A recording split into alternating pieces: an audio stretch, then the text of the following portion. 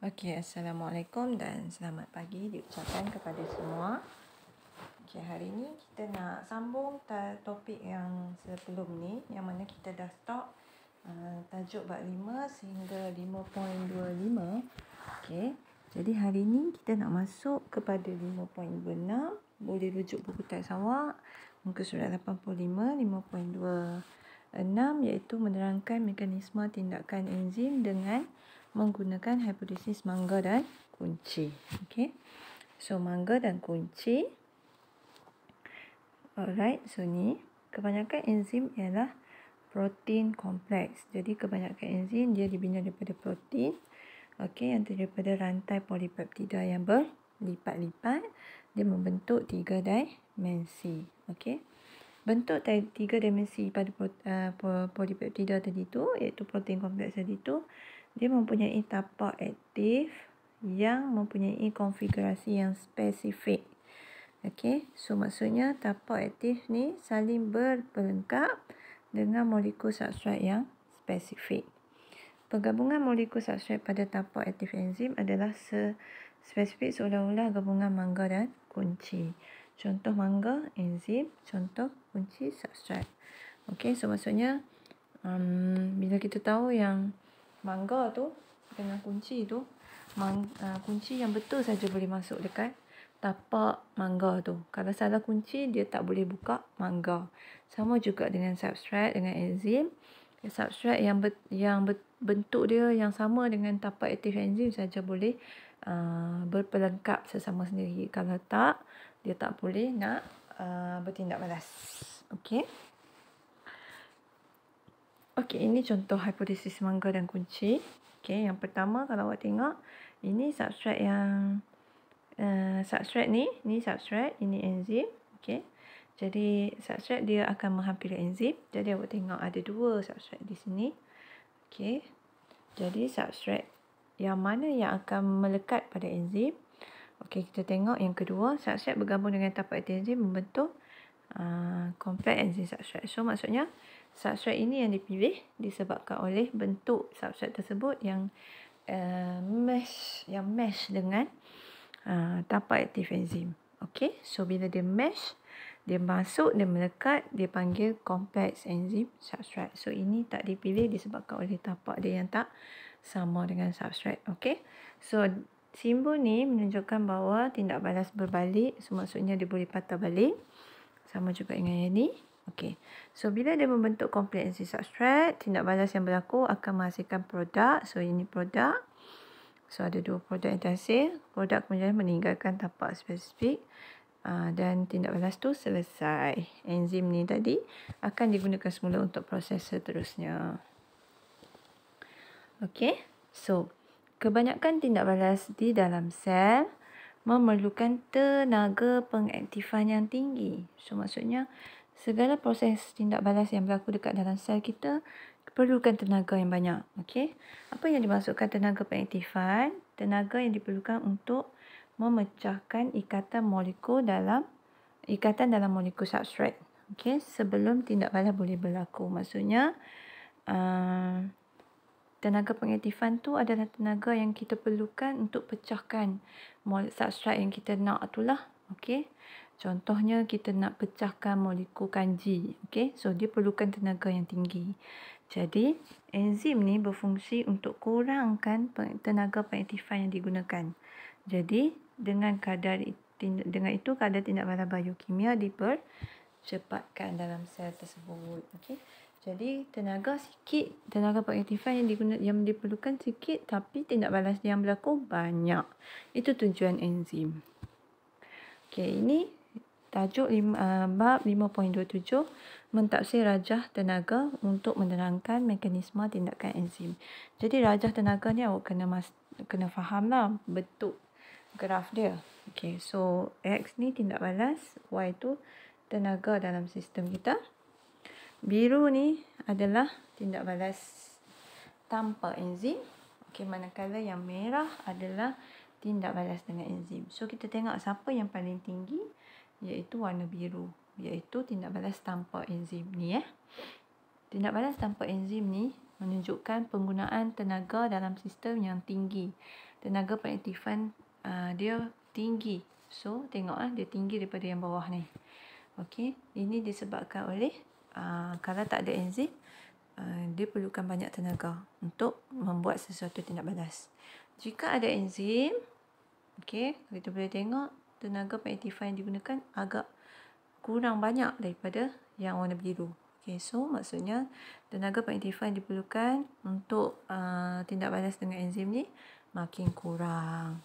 Okay, so faham nak? Okay, mekanisme tindakan enzim dan perubahan faktor. Maksudnya tindakan enzim ni akan berubah disebabkan oleh beberapa faktor tertentu. Iaitu sama ada faktor perubahan kimia atau perubahan fizikal. Apakah faktor dia? Suhu, pH, kepekatan enzim dan kepekatan substrat. So, kena hafal semua ni. Kita tengok dulu apa itu kesan suhu kepada pH.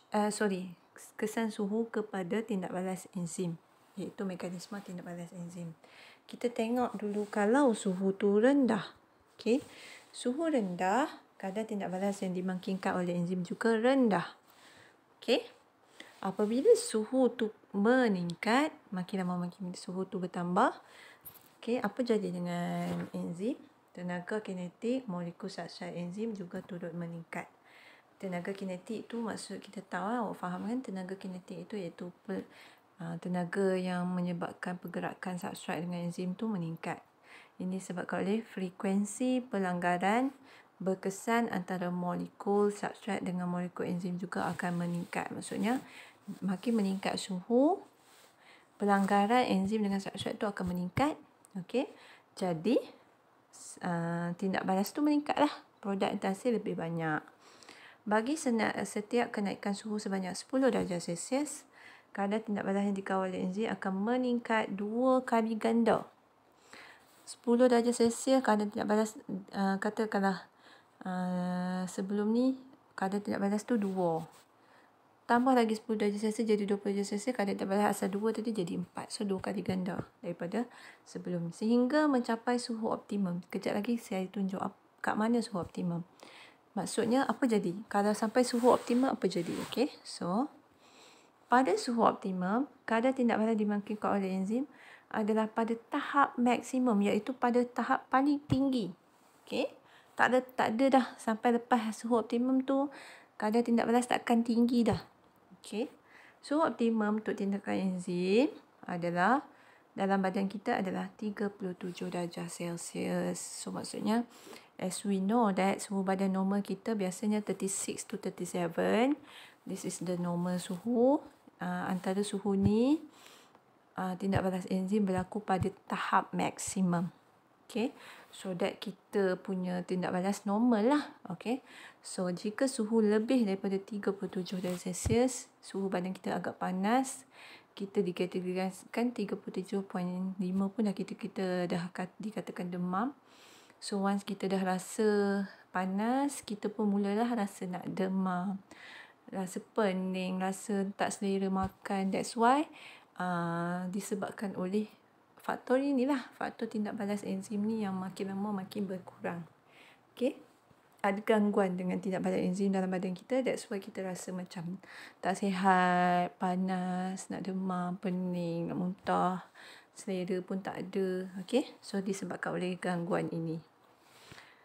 Okay, selepas mencapai suhu optimum tadi, which means that suhu badan kita naik 37 ke 38 macam tu, demam lah. 40 something is very high temperature for us. Okay, so peningkatan suhu seterusnya, dia akan mengurangkan aktiviti enzim dengan cepat.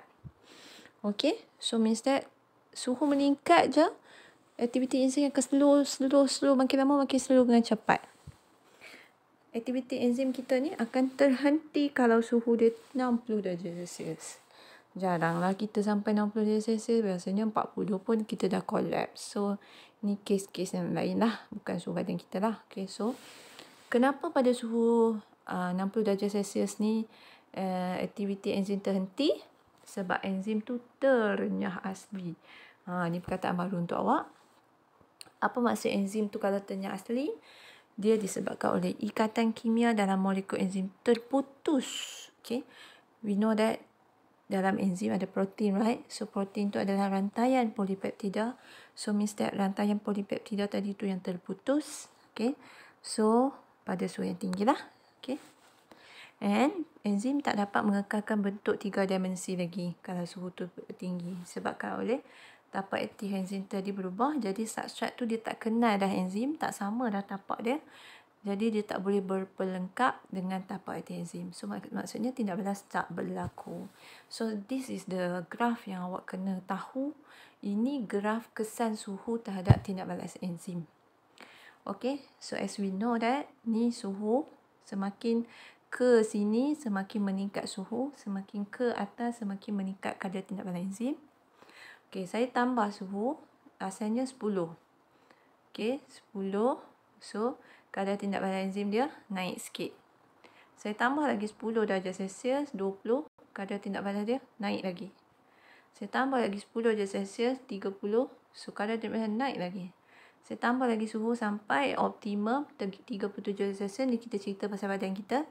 Sampai 37 iaitu suhu optimum 37. So dia naik sampai maksimum. Kenapa maksimum?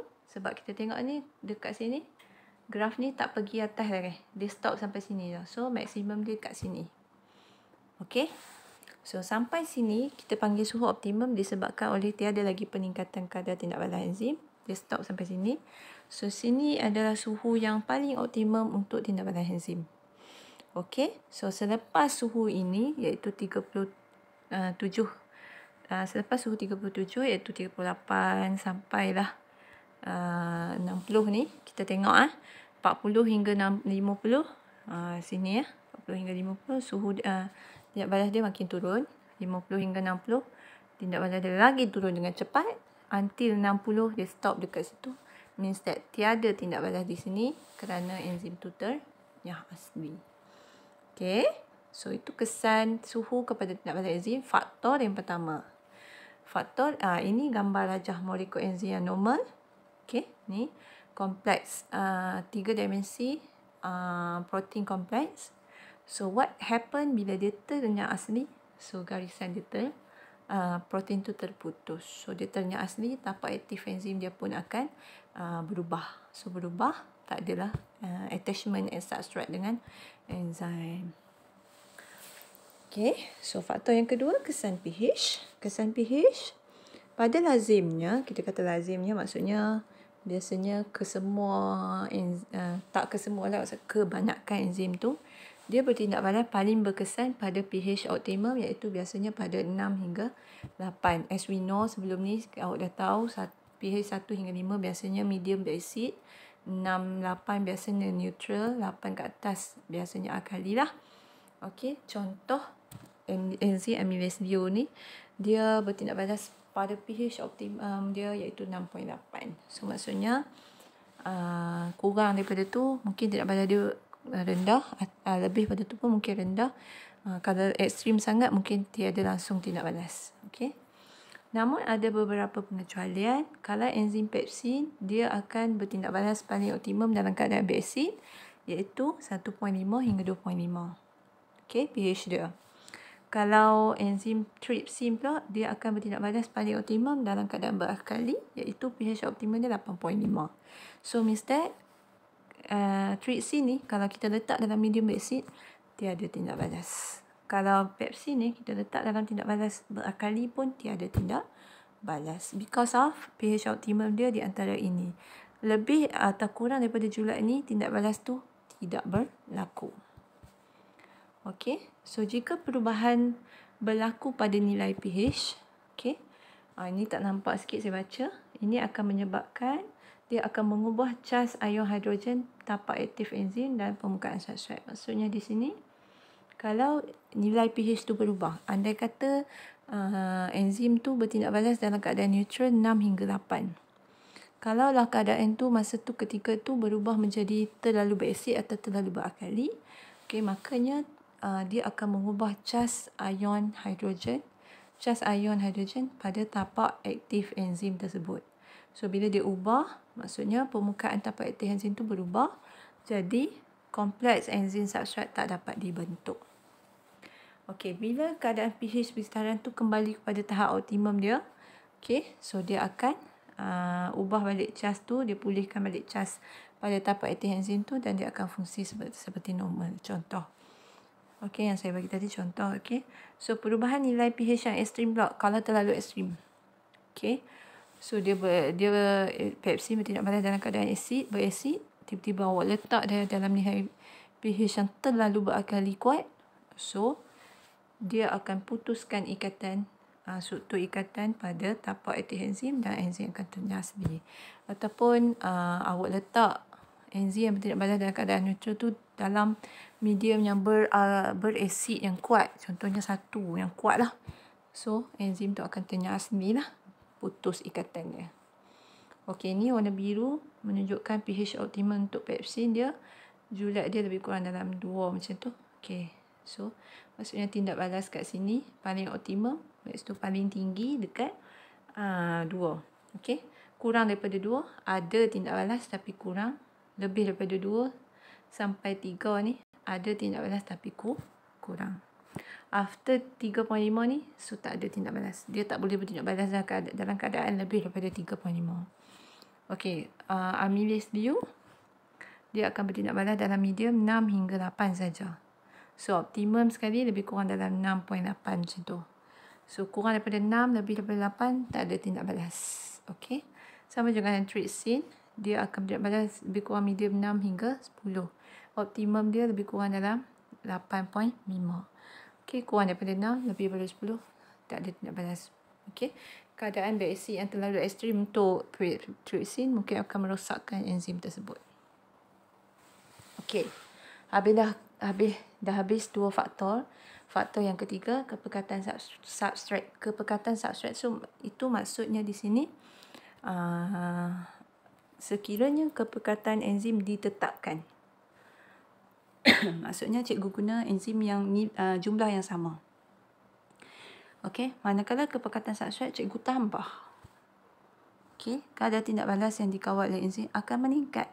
Seterusnya produk yang terbentuk juga bertambah. Okey, saya akan terangkan lagi.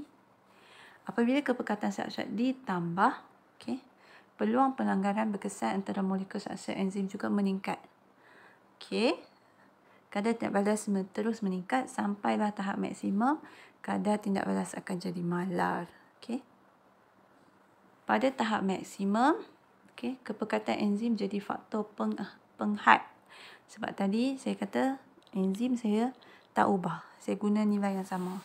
Okey, kadar tindak balas hanya dapat ditingkatkan kalau saya tambah enzim saja.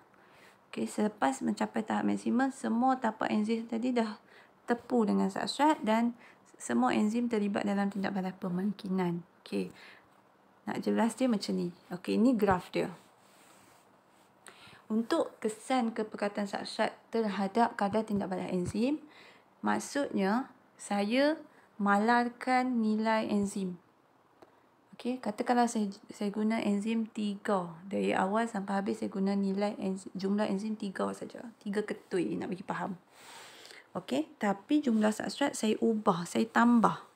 Okey, ini kadar tindak balas, ini kepekatan substrat. Makin ke sini, makin meningkat jumlah kepekatan substrat. Nombor 1 awak tengok. Okey, katakan saya tambah substrat. Okey, makin lama saya tambah, makin saya tambah substrat tu. Okey, katalah ni 1, saya tambah 1 substrat. Enzim tetaplah saya tak ubah, tetap 3. 1 substrat ni bergabung dengan salah satu daripada 3 enzim tadi. So, peningkatan tindak balas akan bertambah. Okey. So, saya tambah lagi 2 substrat terhadap enzim tadi. Okey, 2 substrat, 3 enzim. Of course lah, tindak balas dia akan bertambah.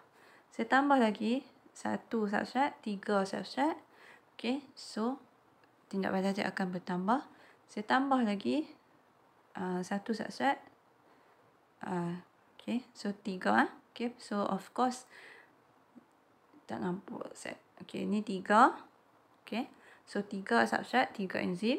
Okay, of course lah dia punya peningkatan kadar tindak balas dia tu kan. Sampai tahap maksimum, maksudnya di sini bila saya tambah lagi 4 substrat, okay, kadar tindak balas dia tak naik dah. Pasal apa? Dia malar je. Kerana faktor pengehat dia enzim tadi ada 3 je.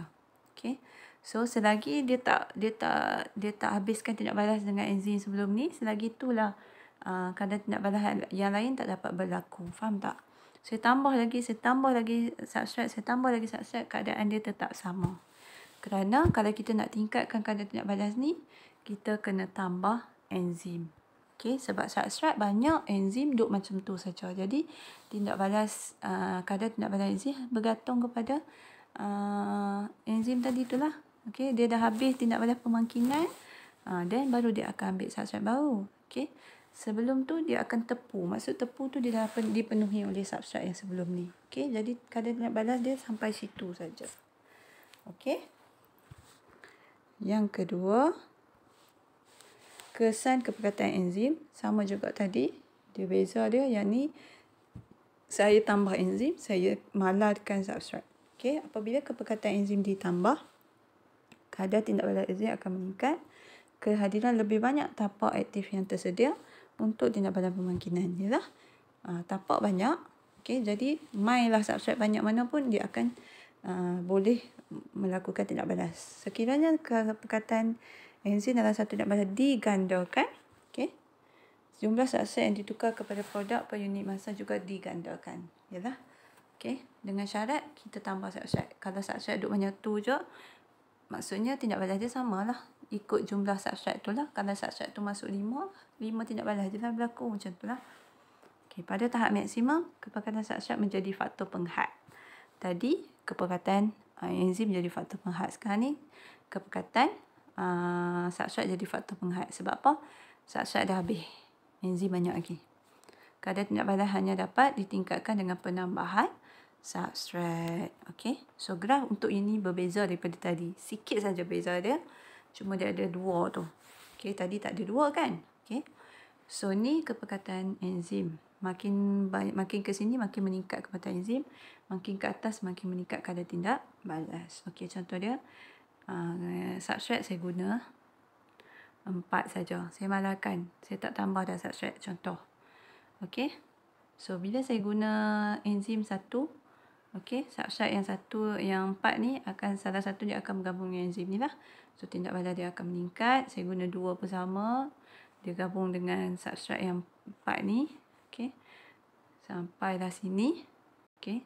Maksudnya, enzim saya tambah 4. Substrat pun 4 dah kan. Okey, semua dah dekat. Tindak balas dia akan meningkat. Selepas nilai ni, saya tambah lagi enzim. Substrat dah habis. Substrat dah habis dah 4 ni. Dah habis dah substrat. Jadi enzim tu tambah pun tak guna lah. Dia tak ada tindak balas lah. Dia duk buat yang substrat tadi tu je lah contoh. Tetapi yang nombor 2 ni, kalau kita nak tingkatkan kadar tindak balas boleh. Cumanya kita kena tambah lah bilangan substrat tadi. Tak boleh malarkan lagi. So awak tambah bilangan substrat. Jadi penambahan keperkataan enzim tadi akan meningkatkan lagi kadar tindak balas kalau ada penambahan substrat. Ini kalau nombor 2 ni kalau ada penambahan substrat. Nombor 3 kalau substrat kita memang kita hadkan banyak tu saja. Dia tak akan boleh naik disebabkan oleh substrat tadi merupakan faktor pengehat. Okey, substrat tu tak ada dah. Memang banyak tu je. Jadi enzim nak buat kerja apa lagi kan? Okay, that's it. 4 factors that influence mekanisme enzim and substrat. Okay, itu 4 faktor yang mempengaruhi tindak balas mekanisme enzim dengan substrat. Okay. So, last kali. Subtopik yang last kali. Aplikasi enzim dalam kehidupan seharian. Enzim telah digunakan secara meluas dalam bidang komersial, keperluan harian. Enzim diekstrak daripada sumber semula jadi seperti bakteria dan dihasilkan secara sintetik. Okey, enzim tersekat gerak. Saya pun tersekat gerak. Okey. Ini adalah enzim yang bergabung dengan bahan lengai dan tak larut. Dia untuk meningkatkan rintangan enzim terhadap faktor seperti suhu dan pH. So, maksudnya enzim tersekat gerak ni biasanya dikomersialkan dalam bidang industri ini disebabkan oleh enzim ni dia macam kuat lah. Walaupun pH berubah, suhu berubah, dia tak akan berubah tapak aktif dia. Melalui cara ini, molekul enzim akan kekal di kedudukan yang sama sepanjang tindak balas pemangkinan. kemudiannya mudah diasingkan daripada hasil itu. Teknologi ini kita kenali sebagai teknologi imobilisasi enzim. Okay. Jadi teknologi ini digunakan dalam pelbagai aplikasi industri. Contohnya, kalau enzim pencernaan kita guna dalam bidang perubatan, enzim pektinase dan selulase kita guna dalam penghasilan jus, enzim laktase kita guna dalam penghasilan susu dan bebas laktos. Protease kita guna untuk asingkan kulit ikan daripada isi dia. Contoh ikan-ikan besar tu kan. Okay. Trypsin kita nak buang bulu daripada kulit haiwan. Contohnya kita asingkan produk kulit seperti beg tangan. Yang mana kita guna kulit haiwan contoh ular ke, buaya ke kan. Okay, so enzim amilase, lipase dan protease kita gunakan dalam biodetergent, for example pencuci baju. Okay, so pencuci baju dalam tu ada enzim which means amilase, lipase, protease dan selulase ni untuk menanggalkan kotoran pada baju. Contohnya kotoran awak tu disebabkan awak tertumpah makanan yang ada kanji contohnya. Jadi enzim amilase ni akan pergi dekat kotoran tu, attach substrate tu kotoran lah. Kotoran tu akan melekat pada enzim amilase pada pencuci baju tu. So dia akan tanggalkan. Okay, sebab tu kita guna pencuci baju kan, untuk cuci baju yang kotor. Sebab tujuan dia kita nak bagi enzim dalam pencuci baju tu supaya dia berpelengkap dengan substrate iaitu kotoran pada baju kita dan dia akan tanggalkan kotoran tu. Okey, protease ni mungkin dia boleh tanggalkan kotoran-kotoran jenis protein lah. Okey, so lipase ni dia boleh tanggalkan kotoran jenis-jenis lemak lah, contohnya minyak dan sebagainya. Okey, so ini pun kalau kita nak kaitkan dengan faktor yang suhu tadi pun mungkin boleh. Contohnya kita kata kalau kita basuh baju guna air panas ataupun guna air sejuk. Okey, contohlah kan. Kita tahu enzim ni biasanya bertindak balas pada suhu yang biasa. Kalau suhu tu lebih 60 darjah Celsius, enzim tu termusnah. Jadi awak guna susu serbuk pencuci banyak macam mana pun, kalau enzim tu dah ternyata asli, kotoran tu tetap tak dapat ditanggalkan. Contohlah nah. Saya bagi contoh yang aplikasi harian ni lah. Okey. Okey, ni aplikasi enzim dalam kehidupan seharian kita. Gambar yang tadi, okey. Gambar ni merujuk kepada nota yang tadi. So boleh tengok. So we have reached the end of the document. So means that kita dah habis topik 5 iaitu metabolisme dan enzim. Cikgu harap dapat membantu awak untuk memahami topik ini dengan lebih jelas. Okey, jika masih lagi kurang faham boleh ulang tayang balik video ni, okey, supaya dapat membantu awak dalam tajuk ni lah. Okey, sekian saja daripada cikgu. Assalamualaikum dan selamat sejahtera.